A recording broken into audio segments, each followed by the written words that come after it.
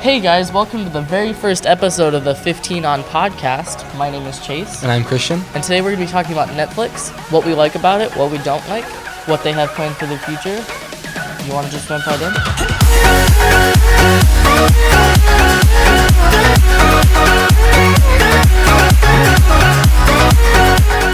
First topic of the day. Why is Netflix so successful? Chase, do you want to take this one up? Sure, why not?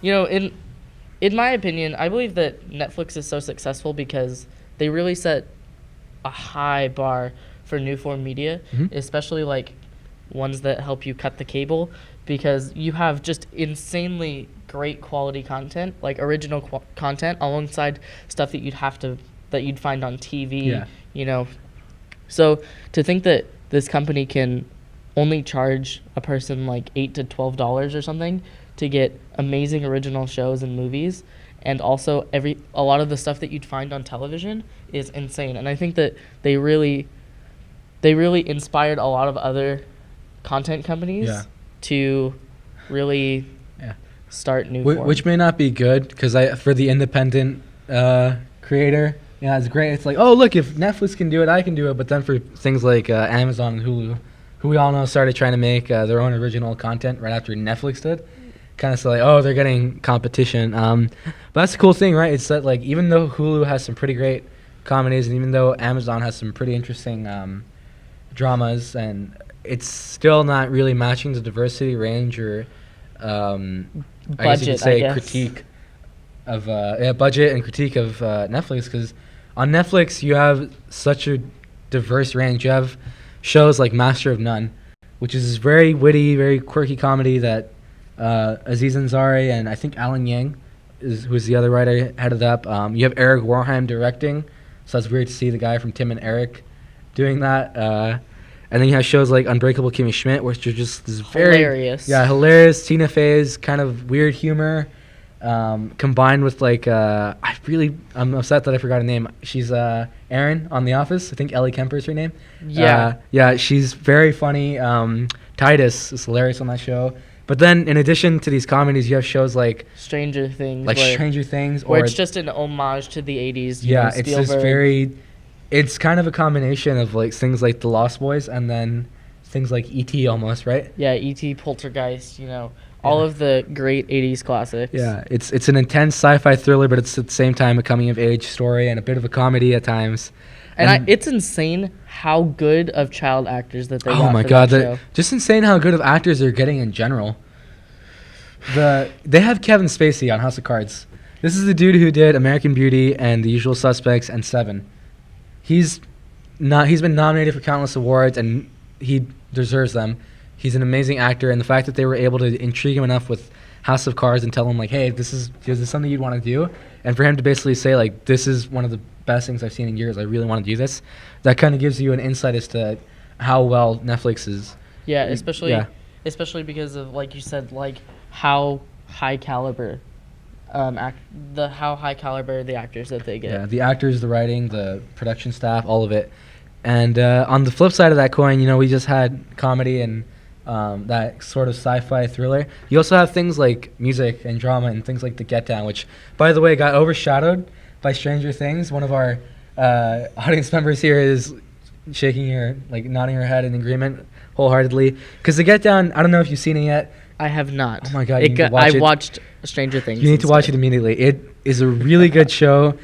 In a way, it's sort of the poet's training. It's the story of artists from the 70s. It's also the story of hip-hop and a culture that was cultivated in an era where it felt like no one really cared about them. Yeah, so they have insanely innovative shows like that. And then you have like the classic comedies and the reboots like Fuller House and then The Ranch. Yeah. So, it's insane what they're doing for new form media. But on the flip side, they have a lot of upcoming originals. Yeah. Well, I mean, it's not even just their shows, too. It's their movies, right? Yeah. Did you watch The Fundamentals of Caring? I did. I loved that show. I mean, the movie. Yeah, I was going to say later. Sorry. Yeah. I think it was insanely great.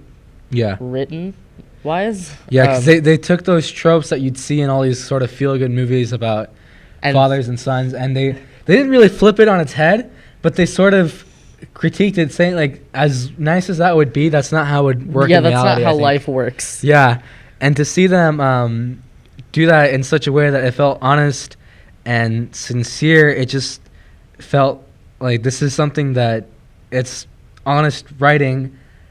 It's not something you see on TV or in Hollywood anymore, and that's kind of what's great about Netflix is it's that it's shortening that medium. It's not totally Hollywood in the sense that it has these big budget productions, but it's not totally TV, and when it has these small scale, long length stories, it's kind of finding that nice balance in between. Yeah. Yeah. And it's cool that they're not just creating things with big Hollywood creators. They're taking, smaller independent entities in the media life, I guess, Yeah. and creating amazing things like Stranger Things with the Duffer Brothers. Yeah. None of us had heard of them before, and we say that because we're huge nerds when it comes to things like that. Every time there's a big movie or movie universe, we get really into it, and like to basically find a room full of film and TV nerds saying like, have you heard of the Duffer Brothers? No, I had never heard of them. They're completely new on the scene. It's like, wow, they've done something amazing, and Netflix was right for saying that. Let's bring that here. Yeah, well, and it's not just appealing to like the nerdy people. They're always adding new things, such as like huge movies from Blockbuster, like Zootopia, Saving Private Ryan. Yeah, Jaws. that's right. Their contracts with companies like Disney. Yeah, so I feel like it's strange for me when someone says they don't have Netflix, because I personally don't have cable anymore because of Netflix and YouTube and new form media. Mm-hmm. So it's cool that I can get all that I would have with cable for like $12. Yeah, you're getting so much more than cable, right? Because like, if you look at like your basic cable package, it's like what, $50, and you get a couple of channels and that's it. Yeah. Like my dad bought a cheap cable package just because it had sports, just because we watch a lot of soccer and stuff, and that's about it. The rest of the time we're using Netflix or that's pretty much it. Netflix, because they have a large amount of movies on there, and they have like I said, a diverse range of shows. In addition to this, though, their contracts, I think another big element in why they're doing so well in terms of like their success is because the contracts they have with things like Disney, where they're going to say like, oh yeah, we're going to bring the Marvel movies here, and we're going to bring the Star Wars movies here eventually, and we're going to bring our animated films. That's really cool because that's something for kids and everybody. B, that's something like if you don't have time or if you want to just keep going back to watch those movies, you can. And then they're also doing things like they're doing the TV universe within Netflix, right? Yeah, especially, having it all at your disposal, especially for someone like who doesn't have time to keep up with cable and just completely misses all of their shows. Yeah. It's great. Yeah. Like you have things like Daredevil, right? Which I think was my favorite show this year, which is weird to say because there's a lot of great shows, but Daredevil does a good job of making it feel like it's cinematic, but at the same time also giving me the kind of character arcs you can only get throughout TV. Yeah. So, and then the action, especially in season 2, was amazing. Yeah, I mean, at first I wasn't a huge fan of Daredevil. I think it didn't really it didn't really hook me in. Mm-hmm. But I pushed through it, and as soon as season 2 came out, it was completely different. Yeah. So. Really quick question: were you a fan of Daredevil, like the comics, like before you even saw the show? I never read the Daredevil comics. Okay. It was only with, when there were crossovers. Yeah. Okay, so you see, I read the Frank Miller comics about a year before I even knew that the show existed. And it's funny because about 90% of the people who I'll talk to about it don't even know about things like Daredevil or Jessica Jones prior to the show.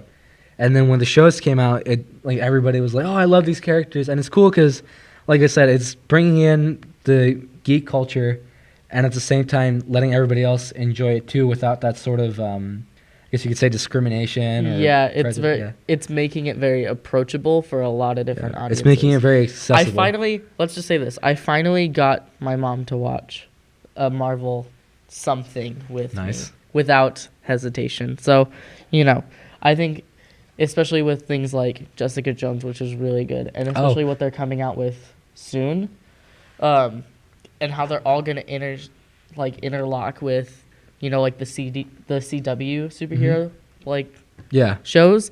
I think it's gonna be great. Yeah, it's gonna be exciting. Speaking of that, it's funny that you mentioned that you finally got your mom into something that you can find interesting, because that's the exact same thing that happened to me. I share no similar taste with my mom in terms of movies. She likes action films, and I'm really into those sort of independent films and art house and classics. And then she saw the first episode of Daredevil with me, because she's like, "What are you watching?" She got really hooked into it, so we got to actually sit down and watch that together. And it's cool because, like I said, it's bringing audiences together, audiences that probably wouldn't have had any prior similar interest in anything. So do you want to talk about the up and coming originals that are going to come out in 2016? Mm-hmm. So what are you most hopeful for? Most excited for Troll Hunters and Luke Cage, because Luke Cage, I'm a big Marvel guy. A lot of their comics. Yeah, I'm excited to see how they expand their Marvel Netflix universe, I guess. Yeah, you could call it. But with Troll Hunters, I'm so excited. Yeah, because it's kind of like the combination of the weird and cool visuals from Guillermo del Toro. Yeah, especially because it's based off of a work by Guillermo del Toro. Yeah. Yeah. Yeah, we got a bit of a diversity on this table right now. It's okay. Guillermo del Toro.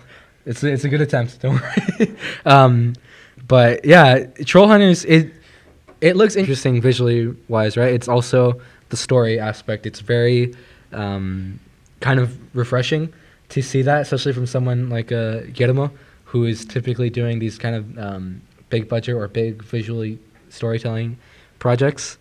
And it's cool because you see that Netflix is bringing that. They're obliging these directors and these filmmakers and these artists who, if you took that to Hollywood would say okay, but can you market it? Yeah. And then Netflix, I don't think, has that concern necessarily. Obviously, every business is going to be worried about marketing, but I think their main push is that we have those things that every other company is going to want to reject.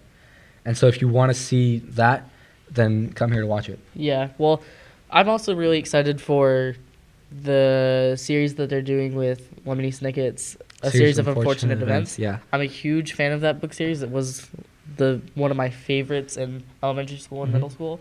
So especially with who they have people like Neil Patrick Harris. Yeah, he's another huge actor that I think is really just going to make the show pop off the screen. Yeah, it's going to be interesting seeing his portrayal of the character, especially because I know a lot of people didn't like it, and I can see why, but I was 5 when I watched this, so please forgive me, but I really love the Jim Carrey, A Series of Unfortunate Events, even though it wasn't very good. I just kind of liked that film because I was 6, and it's the nostalgia factor. And so it's going to be interesting seeing how Neil kind of takes that character and how he makes it his own. Yeah. I think that they'll definitely, put their own twist on it, but I don't know. That's one of the shows that I'm really hopeful for 2016. Yeah, that's what I'm definitely more excited for. Yeah. Right. So anything else you want to cover? No, I mean, that's pretty much it. That looks like it's all the time that we have, guys. Thank you for tuning in. I've been Christian. And I'm Chase. And this has been 15 On.